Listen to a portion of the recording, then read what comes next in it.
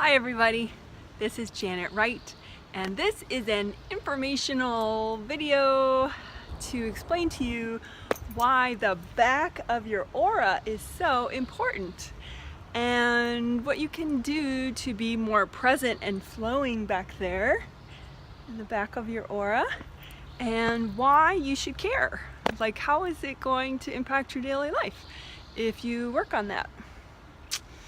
And my immediate, I'm making this video so that everybody can learn and improve their life with it, but also I'm making this video today because it's a companion video to the recap video that I'm gonna make right after it, which is the recap for the mini triplet group healing that I did this morning for 54 people in 5 countries, including 8 kids. And in that healing, it was a 23-minute healing. They're usually 20 minutes-ish. In that healing, I did a lot of work on the back of healing the back of people's aura. And so in this video, I'm going to explain why and how to kind of keep up with that work. And so it's a video for anybody at all my energy geeks who watch these videos and learn from them. And also, of course, for the 54 people who got the healing today. So let's get going with some information, right? So here is an amazing diagram that I just drew for you. I'm not an artist, so, I know that there are some proportional issues here. I don't, be nice. But anyway, so this is you, let's say, right? And then these are your chakras. One is at the base of the spine, and they count upward like that, like floors in a building, right? And 6 is third eye, it's behind the forehead, and 7 is in your head, in the top of your head. So I just represented them by lines like that, even though it's really not good proportion because, nobody's body is this thick, If the body in my drawing was thicker, then I would make the chakra bigger, like in the drawing. But since I made the head bigger, I made that 6th chakra big, so it goes from front to back. But really, like, say my 4th chakra goes from the front of my chest to the back of my chest. My 5th chakra goes from the front of my throat to the back of my throat, my neck. So this is just to give you an idea, 7th chakra is in the top of the head. And just a reminder, I did 2 days ago, I posted a 3-video set, which of course I recommend. And the set of 3 videos is called 7 Chakras, Aura Layers, Flow. So that's the 3 videos. And I would say this stuff makes more sense if you watch that first. Okay. But anyway, so for the last mini triplet healing, I did a lot of work with people on the 3rd chakra. And a lot of people had benefits, but not everybody. And I'm always trying to maximize how many people feel, or notice conscious differences with the healings, because obviously that's way more fun.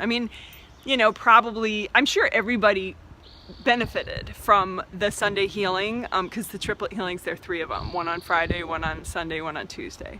I'm sure everyone benefited, in some way that maybe they're not going to realize. Like a month from now, they're going to finish a paper that they've been trying to write for a year because their spirit got that healing on productivity and the 3rd chakra.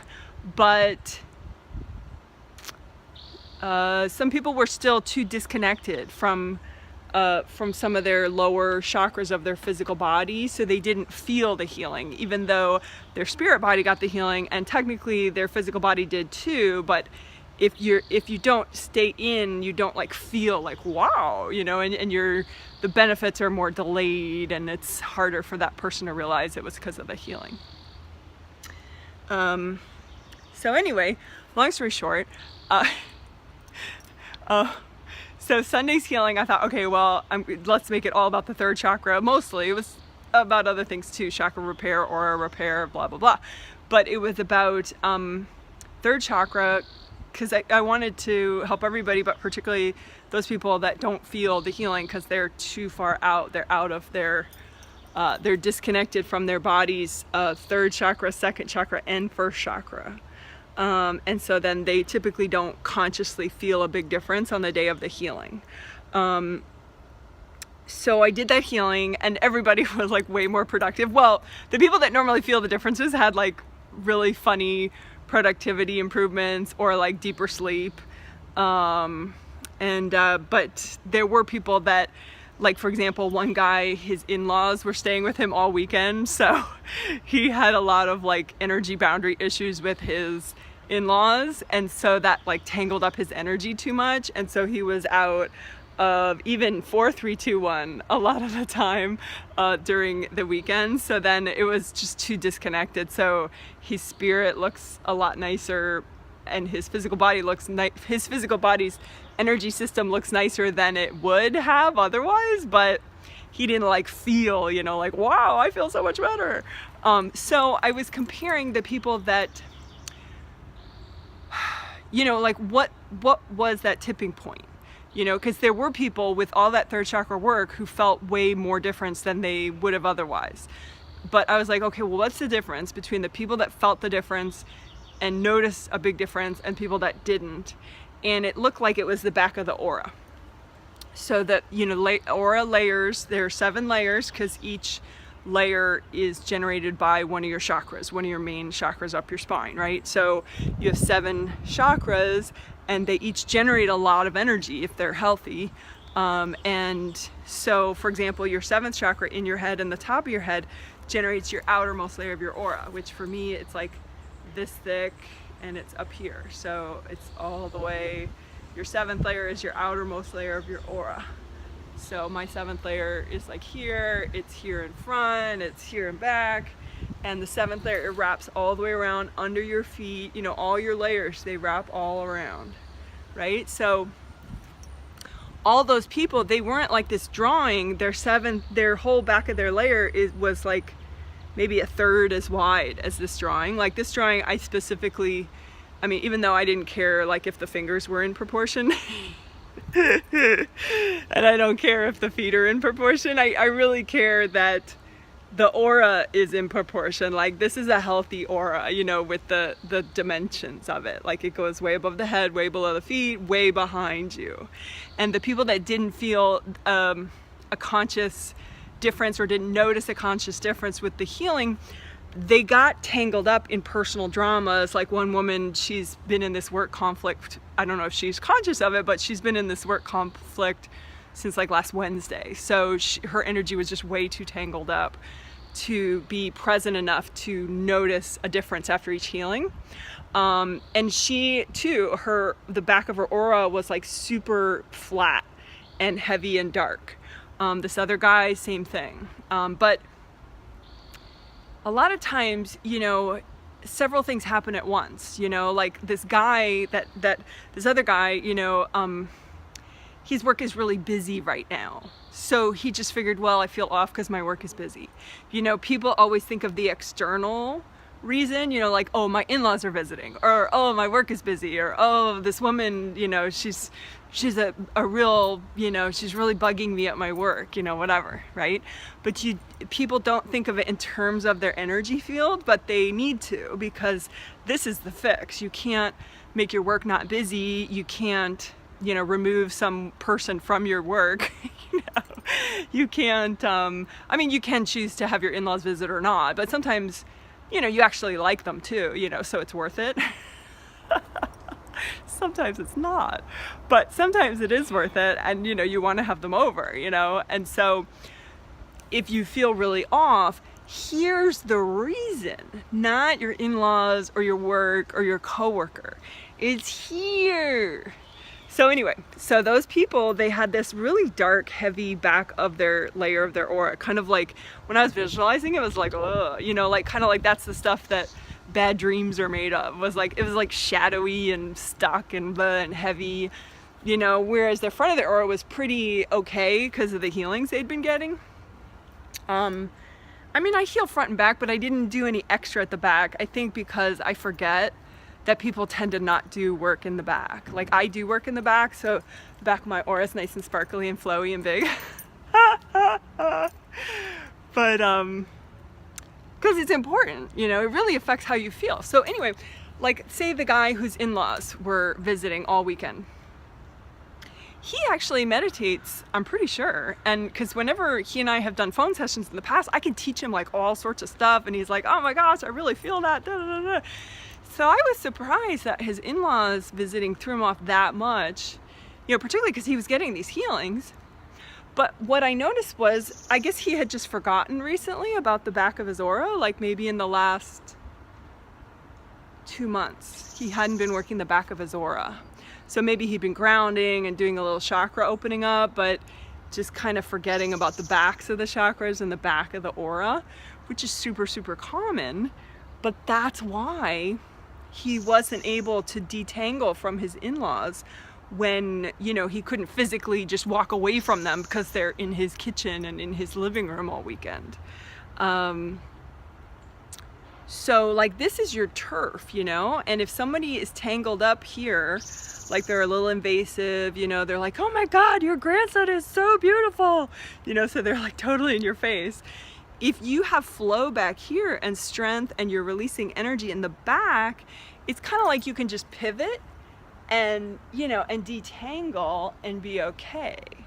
You know, but if you have nothing to pivot back into here, like this is all heavy and yucky and flat, then you just pop out because you have nowhere to go, and it's easier to like lose your center, you know?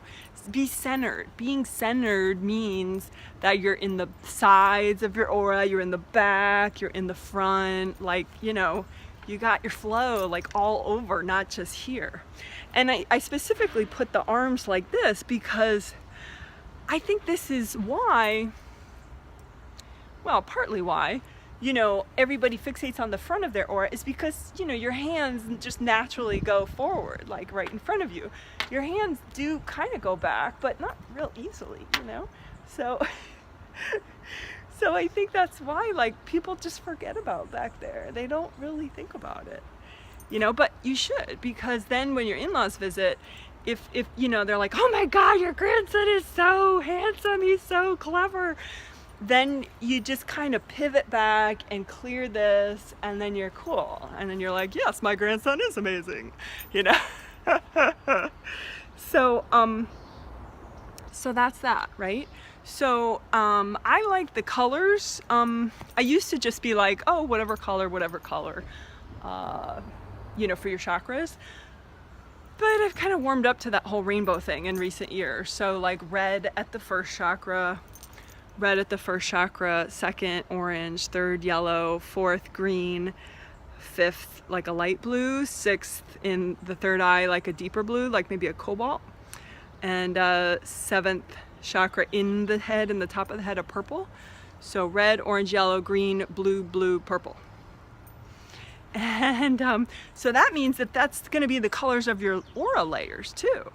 So that means you should have a whole bright, big, flowing rainbow back there. And if you don't, you know, get to work.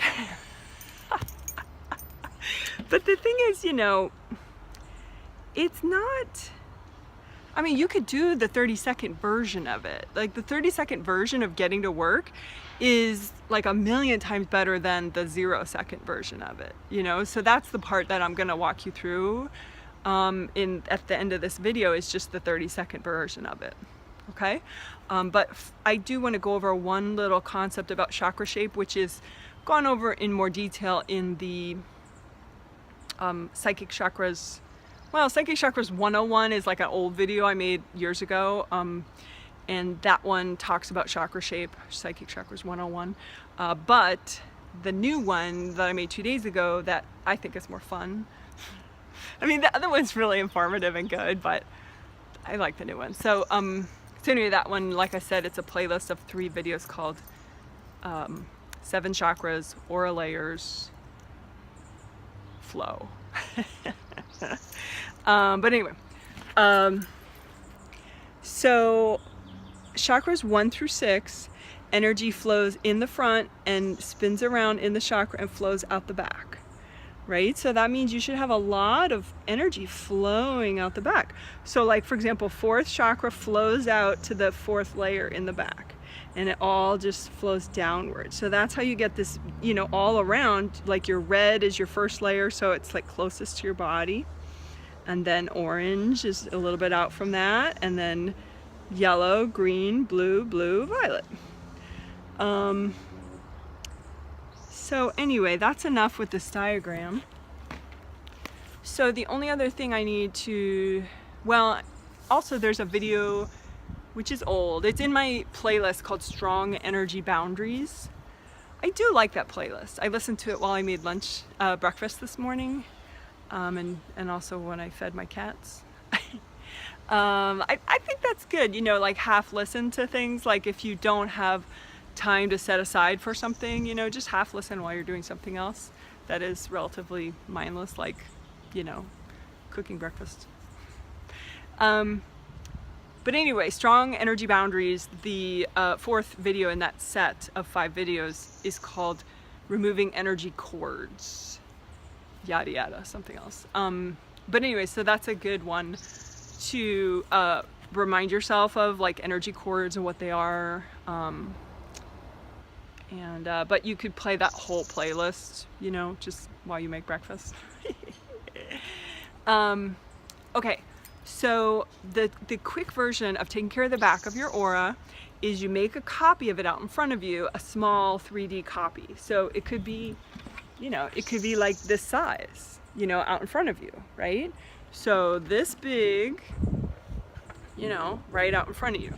So just like that diagram, you know, you want to be able to see, you can spin it around too, this 3D model that you're making, right?